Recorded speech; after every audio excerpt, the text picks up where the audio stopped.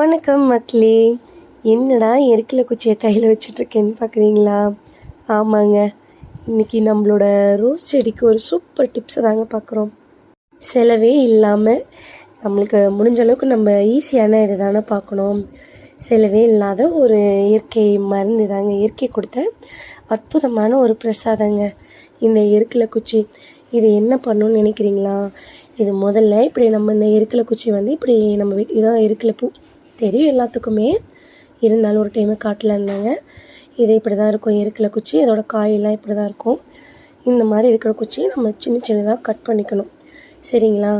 Cut பண்ணிவிட்டு தான் இந்த அளவுக்கு, இன்னும் கூட கொஞ்சம் சின்னதாக கட் பண்ணணும். எனக்கு டைம் இல்லைங்க, அதனால் இந்த அளவுக்காவது, குறைஞ்சது இந்த அளவுக்காவது கட் பண்ணணும். அதனால் நான் வந்து இந்த அளவுக்கு நான் கட் பண்ணிட்டேன். இந்த மாதிரி கட் பண்ணிவிட்டு ரோஸ் செடி, பூச்செடி, எந்த செடி, பழச்செடி எது நம்ம வீட்டில் இருக்கோ எல்லா செடிக்கு அடியிலையும் நம்ம இதை வந்து சுற்றிடும். அதாவது செடியோட வேருக்கு அடியில் நம்ம இப்படி முடிஞ்ச அளவுக்கு மண்ணுக்குள்ளே பதிச்சு விடலாம். ஆனால் எனக்கு டைம் இல்லாதனால கொஞ்சம் சின்ன சின்னதாக வெட்டியிருந்தா நான் மண்ணை போட்டு பதிச்சிருப்பேன். இது கொஞ்சம் பெருசாக இருக்கிறதுனால நான் அப்படியே சுற்றிட போட்டுவிட்ருக்கேன். இதுவே போதுங்க. இதுக்கு மேலே நம்ம தண்ணி விடும் போது அந்த சத்து உள்ளே போயிடும். அதனால் நான் இப்படி பண்ணியிருக்கேன். இது எதுக்குன்னு கேட்குறீங்களா? அதாவது நம்ம பூமிக்கு அடியில் இருக்கிற நிலக்கரியான், நம்மளுக்கே தண்ணி எவ்வளோ தண்ணி குடித்தாலும் பத்தலை.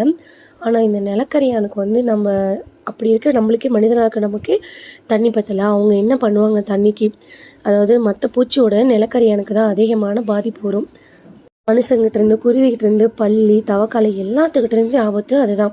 அதனால் அவங்க என்ன பண்ணுவாங்க, செடிக்கு அடியில் இருக்க அந்த வேரை போய் கடித்து அந்த வேரில் இருக்க தண்ணியை குடிச்சு தான் இந்த வெயில் காலத்தில் உயிர் வாழ்வாங்க. அப்போது நம்ம பழச்செடிக்கு போகிறதோட இந்த ரோஸ் செடிக்கு தான் அதிகமாக வந்து நிலக்கரியாக உள்ளே பூந்து அந்த வேரில் இருக்க தண்ணியை குடித்து அப்படியே அவங்க வந்து உயிர் வாழ்வாங்க. அதனால தான் இந்த செடி வந்து பார்க்குறதுக்கு நல்லா ஆரோக்கியமாக இருக்க மாதிரி தாங்க இருக்கும். ஆனால் கொஞ்சம் கொஞ்சமாக அந்த வேரில் இருக்க தண்ணியெல்லாம் உரியும் போது நமக்கு தெரியாது, டக்குன்னு ஒரு நாள் அந்த செடி செத்து போயிடும். அப்போ நம்ம செத்ததுக்கப்புறம் தான் நமக்கு அதை பார்ப்போம். அதனால் இந்த வெய்ய காலத்தில் அந்த நோய் வந்து அந்த இது வந்து சீக்கிரம் அதிகம். அதுக்கு தான் வந்து இந்த எருக்கில் குச்சி வந்து நம்ம வெட்டி நம்ம அந்த செடியை சுற்றிடும் கண்டிப்பாக போட்டோம்னா இந்த நிலக்கரையான்ட்டிருந்து நம்ம வந்து செடியை வந்து ரொம்ப பாதுகாப்பாக நம்ம பார்த்துக்கலாம். இயற்கை கொடுத்த வரத்தில் இந்த எருக்கில் குச்சி வந்து ஒரு அற்புதமான ஒன்று. இதே மாதிரி நீங்களே போட்டு உங்கள் செடியை காப்பாற்றிங்க. ஓகே மக்களே, மறுபடியும்